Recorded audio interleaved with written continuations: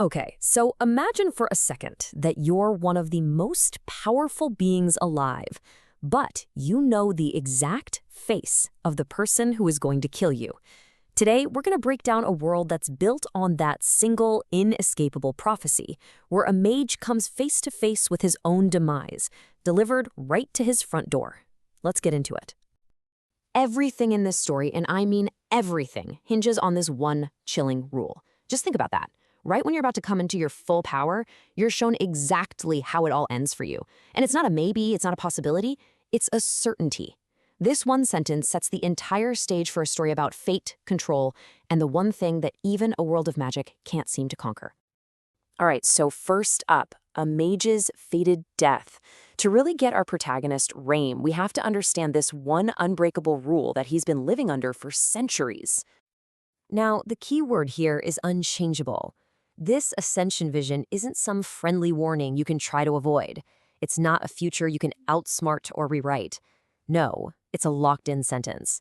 And it's basically designed to teach even the most powerful mages that, hey, you can't escape fate. You know, for most mages, what they see is almost poetic, or at least it's impersonal. You know, a fall from a snowy mountain, a bad riding accident, or, for the really lucky ones, just seeing themselves pass away peacefully in old age. But Rhaim, no way. His vision was terrifyingly specific. It wasn't a place, it wasn't an accident, it was a person. He saw the face of the woman who would one day kill him. And this right here, this is what creates the central tension of the entire story. I mean, here's a being with almost unimaginable magical power, and yet the one thing he absolutely cannot change or influence is his own end. The rule just takes any option of fighting back completely off the table. All he can do is wait. So, next up, the prophecy arrives. For hundreds of years, this has all just been an abstract terror living in Rhaim's head. But then, fate comes knocking, quite literally, at his door. So here's the quick setup. There's this desperate kin, King Jaegar, who's been begging this powerful, reclusive mage, Rhaim, for help in his war. Rhaim wants nothing to do with it. He refuses, again and again, and finally he gets so fed up he threatens to join the other side just to be left alone. So the king, in a final, desperate gambit, sends a carriage to Rhaim's magical, always-moving castle. Rhaim is, as you can imagine, furious at this intrusion, and in his anger, he decides to unleash the monster his magic turns him into. He doesn't just want to scare these people away, he wants to be a nightmare they'll never forget, so he just lets go of his humanity and lets the beast take over. And let me tell you, what a beast it is.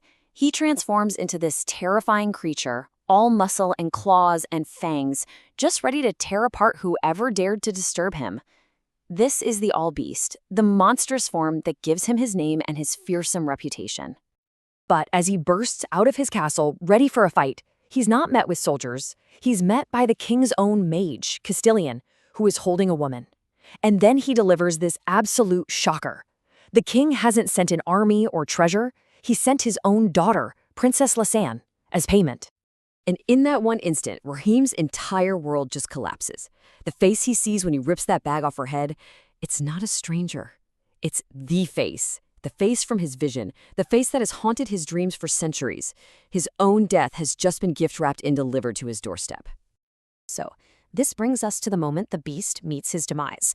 This is the very first interaction between this fated pair, and it is just filled with this fascinating, complex internal conflict. In this moment, you can just feel the war raging inside him. It's split between these two totally distinct voices. On one side, you've got the rational man, the mage, who's calmly accepting his fate. He's thinking, my time had come. But then there's the beast, and the beast is all primal instinct. It smells her, it desires her, it's thinking only of consumption. He's literally wrestling with the monster inside himself.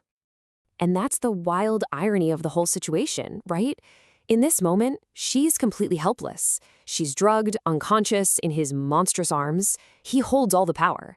But he knows, in the grand scheme of things, he is destined to be completely at her mercy. So, staring fate in the face, he accepts the deal to help King Jaegar. But his price? His price tells you everything about his new mindset. He doesn't ask for gold, he doesn't ask for land, he asks for just 3 hours of his service on the battlefield each day. It's a transaction. It's a way for him to exert some kind of control over the completely uncontrollable. And this is where things get, well, really interesting. It kicks off this new, cruel power dynamic. Now that he's in possession of his own demise, Ray has to navigate this terrifying new reality, and he chooses to do so with chilling precision. So inside his castle, Rhaim has this bone-chilling realization. She doesn't recognize him. She has no idea about the prophecy, no clue that she is his fated end. And her ignorance? Well, that gives him absolute power in their dynamic, at least for now. In this strange limbo before the end, he decides he's going to be the one in control. But here's the thing. Lisane is not some passive victim, not even close. Even in this terrifying situation, she shows this incredible spirit. She's defiant at every single turn. She eats with her hands. She threatens him. She stares him down. She absolutely refuses to be broken, and this display of will seems to fascinate him even more. And this leads him to this really twisted decision. He accepts his death. Fine. He accepts she will be the one to kill him. Okay. But he decides that until that day comes, he will control their every interaction. He's going to, in his own words, earn out every moment he has left with his own executioner.